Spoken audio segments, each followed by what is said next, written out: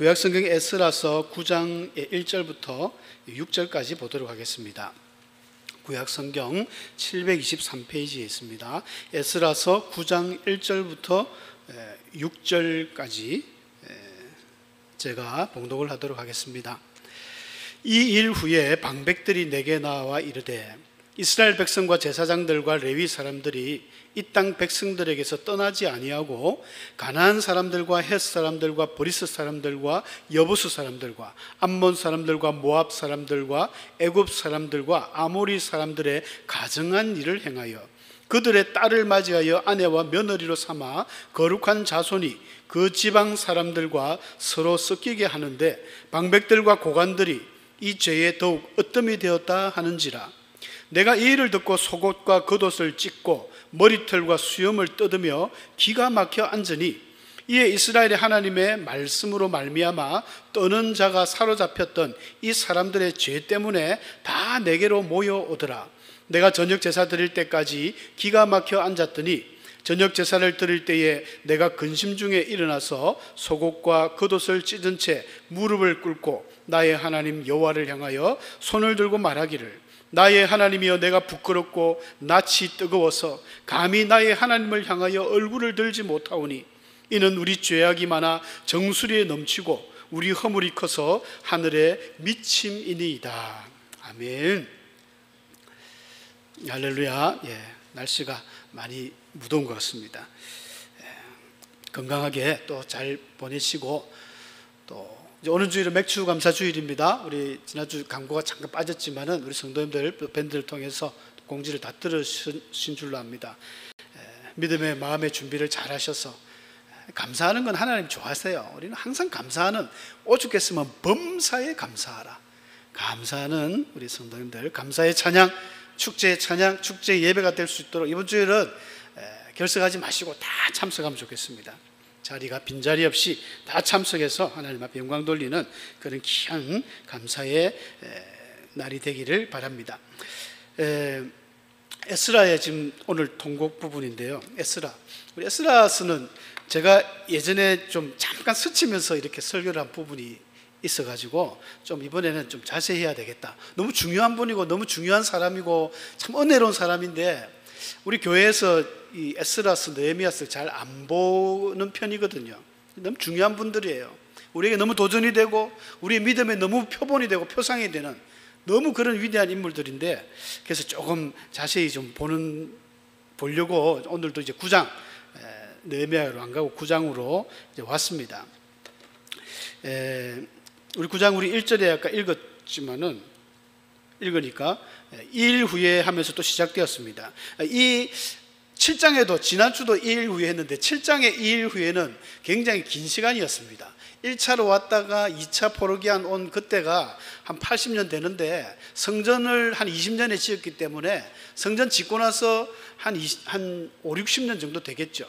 근데 9장 1절의 2일 후에는 에스라 이 제사장이면서도 학자라고 그러죠. 학자, 율법학자. 이분이 그 페르시아의 그 어마어마한 아닥사스다라는 그 대왕의 총애를 받는 몸으로서 가서 성전을 좀 보수해라 하면서 성전에 필요한 각양 기물들과 금과 은과 어마어마한 돈, 그야말로 백지수표, 너 쓰고 싶은 거 페르시아 황실의 궁중창고에서 다 꺼내서라. 정말 대단한 신임을 받는 분이죠. 어느 나라 그 대통령이 아무 기획재정부 가가지고 니 달라는 대로 다 받았어. 그 정도의 신임을 얻는 이 에스라가 왔습니다. 에스라가 자기 아버지의 고향이죠. 자기는 한 번도 가보지 않았지만 편안히 살 수 있었지만 오직 하나님께 받은 바 은혜가 뭐냐면 에스라가 말씀을 연구하다 보니까 율법학자로서 자기는 제사장이면서도 성경을 이제 포로로 잡혀있는 그 동안에 포로 2세대죠. 말씀을 보고 율법을 연구하면서 깨달은 거예요. 우리 이스라엘 민족이 왜 망했는지 그걸 깨달았습니다. 그래서 자기의 욕심이 생겼어요. 내가 이스라엘 고국으로 가서 이미 1차 그 포로기한테 한 5만 명이 갔습니다. 약 5만 명이 갔으니까 그들은 어떤 사람이냐면 새롭게 해보자. 우리가 이스라엘 나라가 하나님 말씀을 지키지 못해서 망했지만 다시 예루살렘으로 가서 하나님의 성전을 짓고 우리가 믿음 생활을 새롭게 해보자는 그런 어떤 희망의 인물들이었습니다. 에스라가 그걸 알기 때문에 내가 저들에게 가서 말씀을 가르쳐야 되겠다, 내가 저들에게 가서 설교를 해야 되겠다, 내가 저들에게 가서 또 제사장이니까 제사를 지내야 되겠다, 이런 목적을 가지고 왔습니다.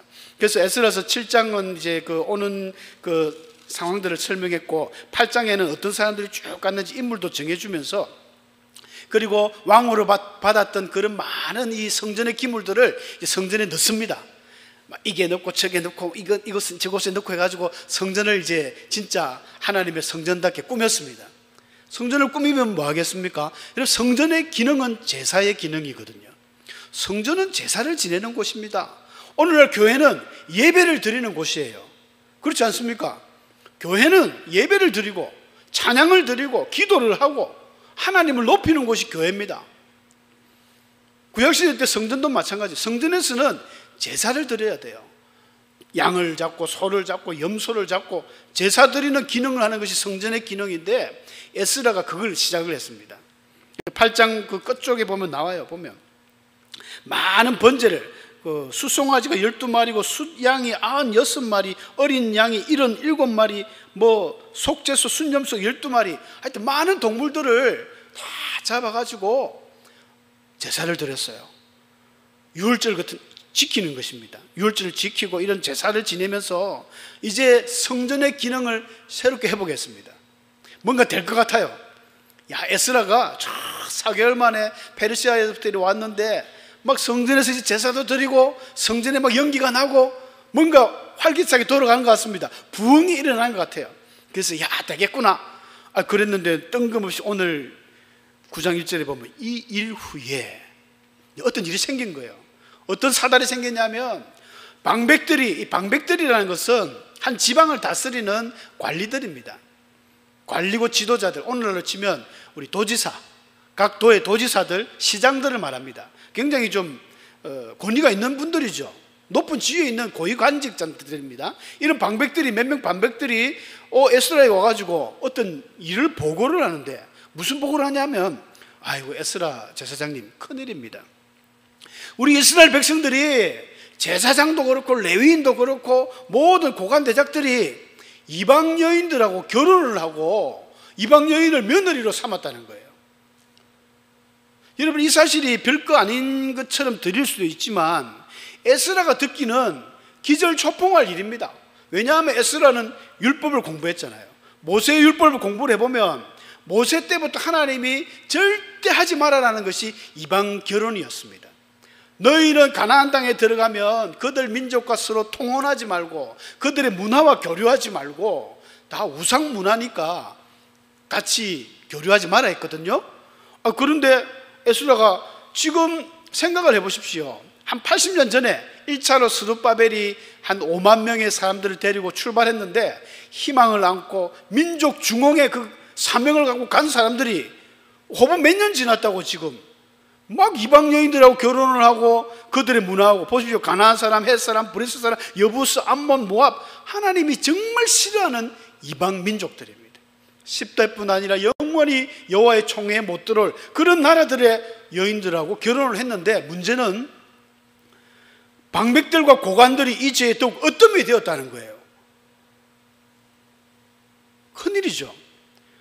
지위가 있고 권력이 있고 어찌 보면 돈도 좀 있는 분들이 어쩌면 그냥 결혼이 처음에 결혼한 정실 부인이 아니라 둘째 부인, 셋째 부인 이런 정도 되는 것 같아요. 돈이 있으니까 막 결혼을 했던 것 같습니다. 아무리 돈이 있고 아무리 권력이 있어도 해서는 안 될 일과 해야 될 일이 있는데 하나님을 믿는 사람들이 너무 기준이 없는 거예요.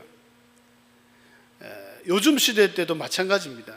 요즘 시대 때도 불신 결혼 그 옛날에 고리타분한 이야기지 꼭 그거 지켜야 되나?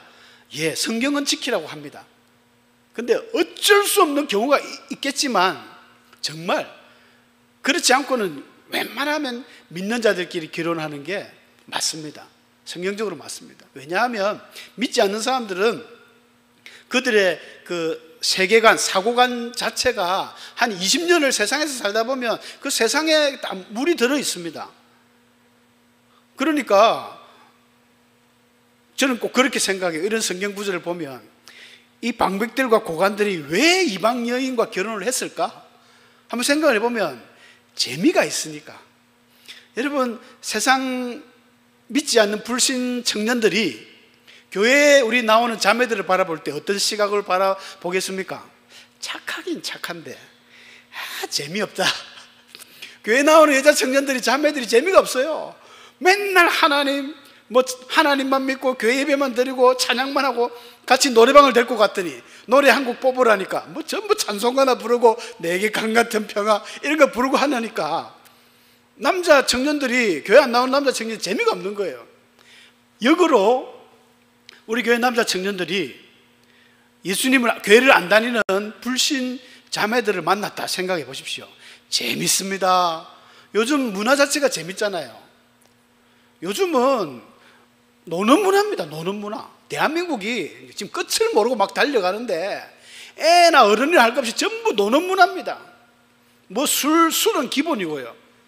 대학교만 가면 여자든 남자든 쨍 마시자 부어라 이게 전부 기본 됐어요. 그래서 기본으로 즐기라고 소주 온도도, 소주 도수도 저희가 학교 다닐 때는 굉장히 높아서 몇 잔 먹으면 핑 돌았는데 요즘은 이게 무슨 음료수 비슷하게 만들어 놨다 그러더라고요. 안 마셔봤지만은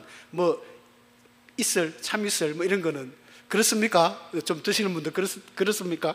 옛날에는 소주 한 병 먹으면 주량 세다 했는데 이제 한 병 갖고 한 10병 먹어야 될 거예요. 그러니까 남녀 청년들이 전부 술 문화, 춤추는 문화, 잠자는 문화, 이게 기본입니다. 그런데 우리 교회 남자 청년들이 한번 빠져버리면요 헤어나올 수가 없습니다. 그 세상에 어떤 잘 나가는 그런 여자 청년들하고 사귀다가 교회 여자를 보니까 이거 재미가 없어요. 그냥 맨날 찬양 기도 예배, 그게 진짜인데 똑같습니다. 구약 성경에 왜 이 사람들이 이방 여인하고 결혼을 합니까? 재밌거든요. 재밌고 잘 놀고 춤 잘 추고 또 더 이상 더 하는 것도 있겠죠. 솔로몬이 왜 그렇게 타락했습니까? 이방 여인들 때문에. 이방 여인의 공주들이 보통 야합니까? 그렇게 남자를 유혹한 거예요. 큰 죄였습니다. 아이고, 에스라가 이 소식을 듣더니 어떻게 했습니까? 우리가 읽었지만 내가 이 일을 듣고 속옷과 겉옷을 찢어버리고 머리털과 수염을 뜯고 기가 막히게 앉았다. 참 회개망측한 행동을 지금 시작합니다. 에스라는 제사장이기 때문에 제사장 옷을 입죠. 제사장 속옷은 우리 세마포라고 하는 옛날에 우리 모시 삼배 옷 있잖아요. 쫙 찢어지면 잘 찢어지겠죠. 속옷을 찢어버리고 제사장이 그때 입는 그 파란 예쁜 천이 있습니다. 12보석이 박힌 그것도 찢어버리고 히브리인들이 이 옷을 찢는다는 그 의미는 저번에도 말씀드렸지만 극도의 슬픔이나 절망을 표현할 때 옷을 찢어버립니다. 우리 구약 성경의 야곱이 자기 그 아들 정말 채색 옷을 입히면서까지 사랑했던 요셉이 형들이 요셉을 얼마나 미워하는지 그냥 애굽 상인들한테 팔아버렸잖아요. 팔아버리고 그 요셉의 채색 옷에다가 양 한 마리 잡아가 피를 뿌려가지고 아버지한테 들고 가가지고 아버지 오다가 죽었는데 이거 아버지 아들 거 아닌가 보이소? 아버지 아들이래요. 저거 동생인데도 동생이란 말은 안 합니다. 형제지간이. 이거 아버지 아들 아닌가 보이소? 그때 야곱이 옷을 찢으면서 내가 이 백발로 이 흰 엄부로 내려가겠다, 죽겠다는 거죠. 그런 절망을 표현했습니다. 여호수아 갈렙도 가데스 바네아에서 10명의 부정적인 보고를 하는 사람들을 향해서 옷을 찢으면서 야, 이 사람들아, 그들은 우리의 밥이다. 여호와가 우리와 함께 하시면 저들이 아무리 기골이 장대하고 그렇게 거인이라도 하나님이 함께 하면 된다 하면서 옷을 찢었습니다. 에스라가 옷을 찢었어요. 옷을 찢는 건 이해가 되는데 두 번째 이 행동을 보면요, 머리털과 수염을 막 쭉 뽑아버렸습니다. 아프기도 얼마나 아프겠습니까만은 우리 머리 없으신 성도님들, 이 끔찍한 행동을 지금 에스라가 하고 있습니다. 요즘은 현대인들 탈모병이 많은데 얼마나 귀한 머리를 막 다 뜯고 뽑아버리고. 근데 이스라엘 사람들은요, 이 머리를 굉장히 소중하게 생각합니다. 머리카락, 수염. 이 머리카락 수염은 그 사람을 댐댐이를 보여주는 그 사람의 어떤 명예를 상징하고 준수한 용모를 나타낼 때 이 머리카락하고 나시린이 아니더라도 일반 이스라엘 사람들은 머리카락을 잘 안 깎습니다.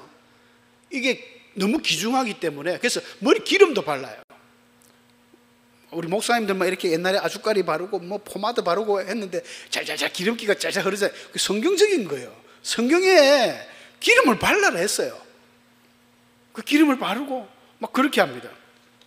자, 사진을 몇 개 캡처했는데 이게 지금 유대인들입니다. 지금 요즘 시대 유대인들도 자기들의 수염을 자랑으로 여겨요. 수염뿐 아니라 머리카락도 꼬고, 이거 젊거나 늙거나 어린이나 할 거 없이 아이들은 또 부모님이 가르쳐 주죠. 야, 머리를 길러야 돼. 하나님이 이 머리를 얼마나 소중히 여기는지 몰라 하면서 머리를 기르고 따오고, 자기들의 축제 때는 많잖아요. 우리처럼 뭐 맥주절, 추수감사절, 자기들도 초막절이 있고 또 뭐 수전절이 있고 뭐 많이 있어요. 그렇게 되면은 막 저렇게 며칠 동안 축제를 하면서 절합니다. 저 오른쪽에 있는 저 성화는 사무엘입니다. 사무엘이 그 다윗에게 기름을 붓는 그 성화인데, 사무엘 보십시오. 민족의 대영웅. 저 사무엘의 수염이, 하얀 수염이 거의 뭐 가슴까지, 이런 것들이 이스라엘 사회에서는 수염과 머리털은 아주 명예의 상징이었습니다. 그래서 시편 133편에 보니까 머리에 있는 보배로운 기름이 수염 곧 아론의 수염에 흘러서 거의 어깨까지 내림 같고, 머리에 있는 보배로운 기름 하니까 이 머리를 안 감아서 기름이 번질번질한 게 아닙니다. 떡지가 있는 게 아니라 이 기름을 부었잖아요. 오늘날로 치면 식용유입니다. 그 당시 뭐 기름 해봐야 다 오늘날 햇볕 식용유 같은 다 그런 기름으로 부으면 이 제사장이나 왕이나 선지자에게 기름을 부었는데 그 기름이 머리를 쫙 흘릴 때 수염까지 흘러내리는 게 그렇게 거룩하고 고귀했다는 거예요. 레위기 21장 5절에도 제사장들은 머리털을 깎아 대머리 같게 하지 마라. 그리고 수염 양쪽을 깎지 마라. 살을 빼지 마라. 룻기에서도 보면 룻이 그 이방 여인이지 않습니까? 모압 여인인데 자기 그 시어머니 나오미하고 들어왔다가 그 보아스에게 보냅니다. 나오미가 야야 너 내한테 있어봐야 희망이 없다. 저 보아스 어르신에게 가가지고 그냥 같이 그렇게 살아라 하면서 한밤중에 보내죠. 보낼 때 너는 목욕을 하고 기름을 바르고 의복을 입고 타작마당에 내려가가지고 그 보아스 어르신이 다 술 먹고 다 늦게 들어올 때 기다렸다 숨어 있다가 그때 딱 들어가가지고 그 이불로 나를 덮어서서, 우리말로 표현하면 안아주세요 이 말입니다. 안아주세요 하면서 그렇게 해라. 그때 보면 기름을 바르라고 나와요. 어디에 기름을 바르겠습니까? 몸에 바릅니까? 아니요, 머리에 바르는 머리에. 예수님께도 그 마리아가 예수님 머리에 나드의 그 나드 향이 굉장히 비싸거든요. 그 비싼 나드 향을 혹갑을 깨어가지고 예수님 머리에 피웠잖아요. 그거는 머리에 기름을 바른다는 것은 정말 그 사람을 존경하고 정말 최고로 모시는 의미가 있습니다. 그런 머리털을 지금 뽑고 지금 하는 거잖아요. 머리털을 뽑고 또 수염을 갖다가 함부로 손대지 않는데, 여러분 그 다윗이 한 번은 그런 일이 있었죠. 그 나하스, 암몬왕 나하스하고 좀 친분이 있었는데 다윗이 도망 다닐 때 나하스에게 도움을 받았는지 어땠는지 모르겠습니다만 서로 좀 좋은 관계였는데, 나하스가 돌아가셨을 때 그 조문을 보냅니다. 자기 신복들이 가가지고 정말 아무 의도 없이 순수한 마음으로 조문을 보냈는데, 그 아들 한운이 자기 신복들하고 생각할 때 야, 다윗이 이렇게 보낸 것은 분명히 의도가 있습니다. 우리나라를 침범할 계획을 가지고 온 것입니다 하면서 그 신복들의 수염을 잘라버렸어요. 그리고 의복을 갖다가 이브리인들이 의복을 저 다리까지 내려 거룩하게 다니는데 중동 볼기까지 허리까지 다 의복을 잘라버린 거예요. 그 다윗이 뭐랍니까? 저 집에 내려가가지고 수염이 자랄 때까지 기다리다 오너라 그렇게 이야기했습니다. 그만큼 수염과 머리를 귀하게 여기는데 아이고 애쓰라가지고 다 뜯어보고 왜 이런 행동을 했을까요? 기가 막히게 앉았다. 이것도 참 기가 차는 거죠. 사람 기가 차면 죽습니다. 근데 우리가 흔히 기가 찬다 그러죠. 사람 목에는 이 식도가 있고 기도가 있는데, 기도는 폐로 연결돼 가지고 호흡을 하는 겁니다. 밥 먹다가 한 번씩 살에 걸릴 때, 사례가 뭡니까? 기도에 밥알이 들어가 버리면 까딱하면 죽어버리죠. 숨을 못 쉬는데. 그 기가 막혀서 그냥 막 들썩 주저앉는 상태야. 에스라가 이 세 가지 행동을 동시에 하는 겁니다. 찢으면서 뽑으면서 앉아가지고 들썩, 저녁 제사 드릴 때까지 한낮을 내내 앉아가지고 이렇게 하고 있습니다. 에스라가 왜 이렇게 정말 강렬한 행동으로 했을까요? 그리고 에스라는 이렇게 하면서 어떤 생각을 할까요? 우리 같으면 그러겠죠. 내가 이러려고 왔나? 내가 이러려고 내가 이 예루살렘에 왔나?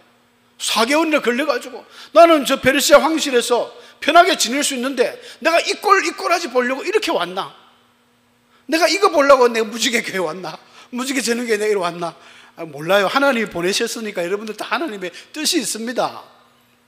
자기가 온 것처럼, 물론 자기 발로 왔으니까 자기가 온 것으로 착각할 수 있지만 내가 이러려고 왔나? 에스라는 뭐 그렇게까지 생각 안 합니다. 근데 에스라는 율법을 공부한 사람으로서 자기가 어느 정도 이스라엘 백성들의 기대치가 있었어요. 그래도 최소한 1차 포로기한 갔던 그 사람들은 그 페르시아에 남아있지 않고 하나님의 영광을 위해서 간 사람들 아닙니까? 그러면 뭔가 달라야 되는데 에스라가 거의 실망을 한 거죠. 해도 너무하다. 너무 이거는 엉망이다. 그리고 더 큰 문제는 죄의 심각성을 몰랐던 거예요. 보편적으로 다 하니까 고관도 하고 방백도 하고 제사장도 하고 레위인도 하니까 뭐 어때? 이런 식이 된 겁니다. 여러분, 제사장이 잘못해도 오늘날 치면 목사도 하던데 뭐 장로도 하던데 권사도 하던데 나는 좀 하면 어때? 여러분, 목사도 장로도 권사도 나쁜 짓을 해도 성도는 하면 안 됩니다. 그건 죄입니다. 죄의 기준은 보편적으로 뭐 누가 하니까 이건 죄가 아니다가 아니라 죄는 하나님의 말씀에 빗나가면 다 죄예요. 그렇지 않습니까? 목사가 죄를 짓고 장로가 권사가 죄를 지었으면 그 사람들은 하나님의 선악간에 판단하십니다. 그들이 했다고 내가 따라하면 안 되는 거죠. 근데 이게 일반적인 보편성이라는 것입니다. 보편적으로 다 하니까 나도 한다. 안 됩니다. 여러분, 세상 사람들이 다 한다고 우리 믿는 자들이 하면 됩니까? 그렇게 어떻게 세상의 소금이 되고 세상의 빛이 되겠습니까? 예수님은 너희는 세상의 소금이다. 소금이 맛을 잃으면 사람들에게 발에 밟힌다. 여러분, 교회 다니는 사람들이 자존심을 지켜야 됩니다. 하나님 믿는 사람의 최소한의 자존심이 있어야 됩니다. 나는 이건 안 해. 아무리 뭐 큰 교회, 뭐 기라슨 같은 교회 목사들이 해도 이거는 분명히 잘못된 거야. 이런 기준이 있어야 됩니다. 기준. 뭐 별 어떤 차이 안 나는 건 괜찮아요. 뭐 예배 시간을 우리 교회처럼 또 샘터 모임 지난주도 하고 뭐 오예배도 안 드리고 하니까 이게 무슨 교회가 아니요. 그런 거는 중요한 게 아닙니다. 진리와 비진리 문제인 거예요. 그런 문제에 딱 걸릴 때 하면 안 되는 거거든요. 근데 에스라가 이렇게 기도를 하고 있는데 놀라운 변화가 일어납니다. 그게 10장에 들어가면 나오는데 10장 1절에 에스라가 하나님의 성전 앞에 엎드려 울며 기도하여 죄를 자복할 때에 많은 백성이 크게 통곡하며 이스라엘 중에서 백성의 남녀와 어린아이의 큰 무리가 그 앞에 모인지라. 모이죠. 왜 안 모입니까? 여러분 한번 생각해 보십시오. 우리 박시영 목사님이 교회의 문제를 갖고 누가 어떤 그런 범죄를 했을 때 막 비싼 옷을 찢으면 안 되니까 막 회개하고 눈물 범벅이 하면 우리 장로님들 가만히 있겠습니까? 뒷짐지고 같이 와서 기도하고 눈물 흘리겠죠. 권사님도 다 나오겠죠. 만약에 안 나왔다, 교회 비전 없습니다. 무지개 저녁에 문 닫아야 돼요. 에스라가 이렇게 기도하니까 사람들이 한 명, 두 명 나옵니다. 우리 아까 읽었던 말 중에 이런 말이 나와요. 어떤 말이 있냐면은 하나님의 말씀으로 말미암아 떠는 자들, 이런 표현이 나오거든요. 그러니까 뭔가 하나님의 말씀에 두려움이 있고 떨고 경건하게 살라는 어떤 무리들이 있다는 거예요. 그 사람들이 동참했습니다. 하나, 둘, 3, 4, 5 나오기 시작했어요. 여러분, 회개 기도는 정말 진실한 회개 기도는 주위에 이렇게 좋은 감염을 시킵니다. 저도 이제 기도회를 예전 교회부터 많이 좀 인도를 해보니까 기도회를 인도해 보면 희한한 정상이 있습니다. 어떤 정상이냐면 막 어쩌다 회개 기도를 하면 막 눈물 흘리고 막 방성 대곡을 하지 않습니까? 그게 희한하게 어떤 한 지점에서 시작을 하면 시작한 그 주위에서 싹 퍼집니다. 그리고 인도를 하다 보면 오늘은 저기서 터지겠네, 오늘은 저기서 터지겠네, 약간 보입니다. 뭔가 찬양할 때부터 기본이 틀려요. 예배 드릴 때도 저 사람은 은혜 받겠네, 이게 어느 정도 보이는 게, 너무 간절한 마음, 간절한 어떤 구별된 마음으로 찬양을 하고 눈물을 흘리고 하는 사람들에게는 은혜가 터질 수밖에 없습니다. 그리고 옆에서 그렇게 막 울고불고 은혜스럽게 기도를 하면 옆에 있는 사람들이 보면서 감동을 받아요. 찬양하는 사람이 은혜스럽게 찬양하면 그걸 보는 사람 또 감동을 받습니다. 이게 좋은 은혜가 번져가는 거예요. 저 사람 저기 기도하는데 나는 뭐지? 나의 이 강박함은 뭐지? 하면서 자기 가슴을 치면서 자기도 또 회개하는 거예요. 그러다 보면 막 온 전부가 회개의 영이 임하는 것입니다. 에스라 때 그런 거예요. 이런 사건이 우리 대한민국에도 있었죠. 1903년 원산 부흥 운동과 1907년 평양 대부흥 운동, 이거는 정말 자생적으로 생긴 우리나라의 이 교회사적으로 굉장히 유명한 운동입니다. 어떤 선교사들이 와가지고 부흥사들이 와서 부흥 집회를 한 게 아니라 자생적으로, 길선주 목사님이 그 당시 장로 시절에 새벽 예배 드릴 때 자기가 먼저 회개를 했습니다. 내가 친구 어떤 돈을 좀 횡령을 했다. 지금 $100니까, 그때 $100니까 지금 큰 돈이죠. 그걸 회개했더니 막 사람들이 나도 잘못했네, 나도 뭐 했네, 나도 도둑질 했습니다, 나도 닭을 잡아먹었습니다, 막 이런데 회개의 부흥이 일어나가지고 그 부흥회 하는 그 며칠 동안 밤새도록 얼마나 그 눈물이 멎지를 않는 거예요. 원산 부흥 운동회 때도 그 하디 선교사님, 로버트 A 하디 선교사님도, 캐나다 선교사님이 하도 전도를 하는데 전도가 안 되니까 자기가 먼저 고백을 했습니다. 이렇게 전도가 안 되는 것은 내가 교만한 것 때문입니다. 내가 조선 사람들을 너무 무시했고 내가 교만했기 때문입니다. 그래서 눈물 흘리니까 그게 다 퍼져나갔다는 것이죠. 회개는 이렇게 퍼져나갑니다. 그래서 뒤에 보니까 놀라운 일이 났어요. 생각지도 못한 일이 일어났는데, 거기 보면 여이엘의 아들 스가냐라는 한 사람이 와가지고 에스라에게, 제사장님 힘을 내십시오. 우리에게 희망이 있습니다. 우리에게 아직도, 이스라엘에게는 아직도 소망이 있습니다 하면서 어떻게 했냐면 우리가 이방 여인들 다 내어 보내겠다는 거예요. 그래서 너도 나도 한 사람 한 사람 하면서 작정을 하고 결단을 합니다.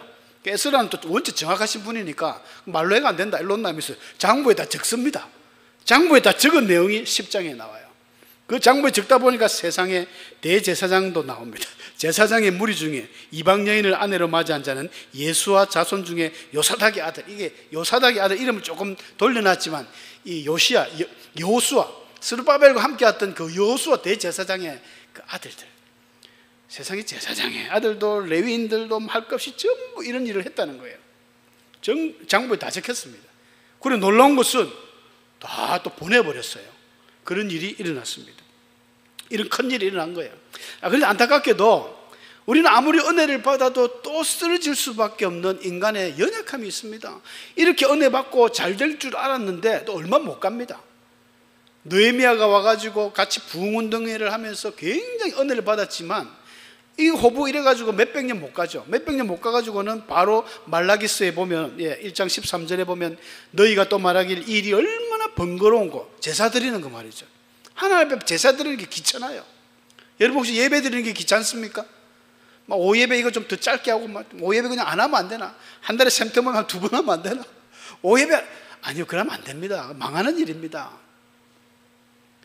말라기스 보니까 이 일이 얼마나 번거롭고 귀찮은고 하면서 코웃음 치고, 제사 드릴 때 하나님 앞에 비둘기 한 마리를 잡아도 정말 정성껏 가져와야 되는데 그런 게 없어요. 막 물건을 훔쳐오고 막 하나님 앞에 그냥 다리 저는 것, 막 눈 없는 것, 이런 거 막 바쳤다는 거예요. 헌금의 정신을 볼 수 있는데 저렇게 하면 안 되거든요.